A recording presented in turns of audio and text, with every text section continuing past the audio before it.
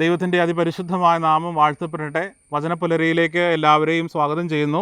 സദൃശ്യവാക്യങ്ങൾ 25-ാമത്തെ അധ്യായം അതിൻ്റെ 21-ാമത്തെ തിരുവചനം. ശത്രുവിന് വിശക്കുമ്പോൾ ആഹാരവും ദാഹത്തിന് ജലവും കൊടുക്കുക, അത് അവൻ്റെ തലയിൽ പശ്ചാത്താപത്തിൻ്റെ തീക്കനൽ കൂട്ടും. സ്നേഹമുള്ളവരെ, നമ്മുടെ ശത്രുക്കൾ അല്ലെങ്കിൽ നമ്മളെ ഉപദ്രവിച്ചവർ പലപ്പോഴും ഒരു സങ്കടത്തിലായിരിക്കുമ്പോൾ, അവർക്കൊരു പ്രശ്നം വരുമ്പോൾ നമ്മൾ ഉള്ളിൽ നമ്മൾ സന്തോഷിക്കാറുണ്ട്. അവർക്ക് അങ്ങനെ തന്നെ വരണം, അല്ലെങ്കിൽ അതൊത്തിരി നന്നായി എന്ന് നമ്മൾ ഉള്ളിൽ പലപ്പോഴും നമ്മൾ ചിന്തിക്കാറുണ്ട്, നമ്മൾ സന്തോഷിക്കാറുണ്ട്.